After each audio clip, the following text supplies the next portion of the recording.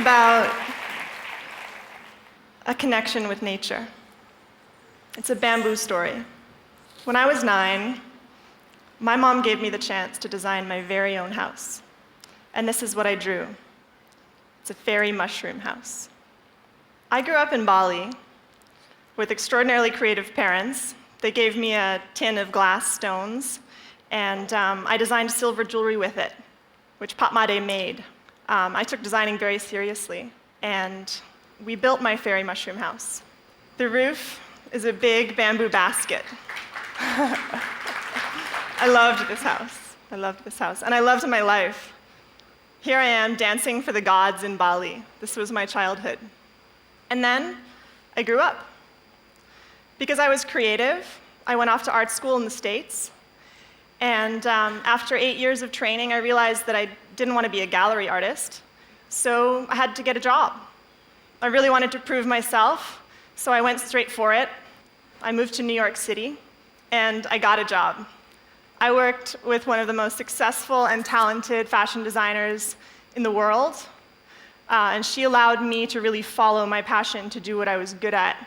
And I painted on fabric, and these are my prints. They went down the runways in New York City, one of the biggest runways in the world. And what I had learned was to interpret like the tone and the texture of the moment. That's what fashion was about, and I got it, and it was noticed. I felt like I had made it in New York City. My prints made it around the world and into wardrobes, and it had happened. And I could afford to eat out in New York City, and eventually I put together a fabulous wardrobe. And I met the love of my life one evening in a yoga class, actually. And I started to think about the future, and I started to question. And so that brought me back. My father had planted a little seedling in front of his house in Bali, and during the 5 years that I was in New York City, that seedling became this giant clump of bamboo. A bamboo shoot in 3 months reaches its full height, and in 3 years, it becomes ready for harvest. It becomes fully mature in 3 years. This clump will provide 20 or more poles of timber every year for the rest of my life. But you've all seen bamboo before. It's Asia's favorite scaffolding material. It's used to build real buildings with. And this overgrown grass, it has serious potential. Linda Garland had founded the bamboo movement in Bali. She innovated safe treatment solutions. Up to recently, it was very difficult to protect bamboo from insects. And she really promoted borax, which is a natural salt. And it's a natural salt that turns bamboo into a permanent building material. That's what it gives us. And this inspired a lot of people. My dad, John, he built big dreams out of bamboo in Bali. And this stack of poles became the magnificent heart of Green School. Now, for the kids running through Green School, this building, it represents a promise for the future, a promise of bounty and opportunity. And I wanted to be part of that. I really wanted to be part of that future. So I quit my job, my glamorous New York City life, and I came home. I founded my company. It's called Ibuku. Ibu means mother, Ku means mine, so Ibuku is my mother and your mother, it's Mother Earth. And my team is an incredible group of people. It's the artists and builders of Green School, and it's young professionals, designers, architects, engineers. Now, some of their mothers would probably rather they were building skyscrapers in Jakarta, but here they are, pioneering a new future. This is our current project. This is what we're building now. It's Green Village. It's a community of 30 homes, custom homes along the river near Green School. And this is how we do it. We design in real 3D. We take the same material that we'll later use to build the house, and we make bamboo models. Bamboo model making is an art. It's very technical.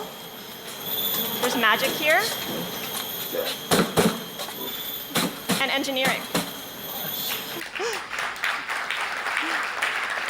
And then line by line, pole by pole, we replicate that bamboo model in the computer for the engineer's blessing. And then we go back to the model. We hand that model over to the men who will build the house, over to the craftsmen. We tried giving them blueprints, big reams of paper, and they spread them out on the floor, and they took a little nap on them at lunchtime. It was very comfortable. So, in the bamboo model, each stick represents a column of the house. They take a little tiny bamboo ruler and they measure each stick. And they find a bamboo pole that curves in just the right way, because every bamboo pole is unique. They hand select them, and the model rules. And we build 4-story houses without cranes. And 4 months later, 4,000 bamboo shingles later, it looks like something that I think the mushroom fairy would be happy to live in. Now, we follow some very clear design principles in creating these homes. We don't bring in the bulldozers, we don't flatten the land. We follow the natural contours of the slope. We design the house to fit the land. We hand carve deep foundation points into the soil, and we carry the soil uphill and away from the site. We respect the land, and we keep it as it is. And we build light on the land, so light that this little plant survived 6 months of construction above it. Now, our houses, they're almost entirely handmade. This is a bamboo peg going into the floor, and it took me months on the construction site to really stop and grasp this. They were hand whittling each peg before they pinned it into the floor. And there are thousands of pegs in each floor, and we test them rigorously. Now, we don't keep it easy for ourselves. When it comes to the interiors, we sketch, we dream, we make models, we build, we often rebuild. And each home at Green Village is completely unique. Every structure that we've built in bamboo so far is completely unique. And these are the men that make it possible. These are the artists and craftsmen of Bali, and I'm so proud to be working with them again. I knew them in my childhood, and I'm back. And if they weren't here building with us, some of them tell me they'd most likely be making souvenirs out of what's left of the forests. And there's still so much to learn. We've come so far. It's only been a few years, but we've learned a lot, and we're still working at it. We're looking at how to replace our plastic skylights with recycled car windshields. There's still some aluminum in our roofs. We use glues, but we are creating some of the most advanced bamboo structures in the world. And they are homes that are just full of beauty and joy. The sunlight comes in, the breezes come in, occasionally a few bugs. And this is a TV room. It's a basket. It's a cozy place. And I only just recognized when I was preparing this talk how much it reminded me of my fairy mushroom house. It's got that kind of coziness. And the bedrooms, they can close up and turn on the AC if you need it. So we get to have some fun, and we really go for it. We customize almost everything. This is a hand-pounded copper bathtub. And next, we'd like to build the most truly sustainable hotel in Bali. If someone can spend 3 days green, if they can choose that, and they can love it, maybe they'll choose that for the rest of their lives. Who knows? These are places where you connect with nature. And they're strong. So it's incredibly strong. And a bamboo house can last a lifetime. You have to treat it properly. You have to design it very carefully, and it will last. This is a new kind of luxury in the world. And my secret plan in designing these luxurious homes is actually to really show off the possibilities, to inspire and to connect with people about it, because this material has serious potential. I want it to become desirable so that it can be used for many, many more things throughout the world. And it's already happening. This is a chocolate factory. It's 2,000 square meters. It's the biggest commercial bamboo space in the world, and it's in our neighborhood, and it's built entirely from bamboo. We've also built housing for the garbage recyclers who live in Denpasar, in the city. So this is nothing new. This is simple construction that's using a very inexpensive material. It's earthquake resistant, which is invaluable. And it's just a real solution for the tropics. Now, I know of 3 ways to evolve and grow in the world. The first is through crises. Those earthquakes happen. Someone leaves you. You get fired from your job. You start to change pretty quick. The second is to shift along with society at society's pace, and that will happen inevitably. But the third is, I think, why all of you are here today. And that is what gets you up in the morning.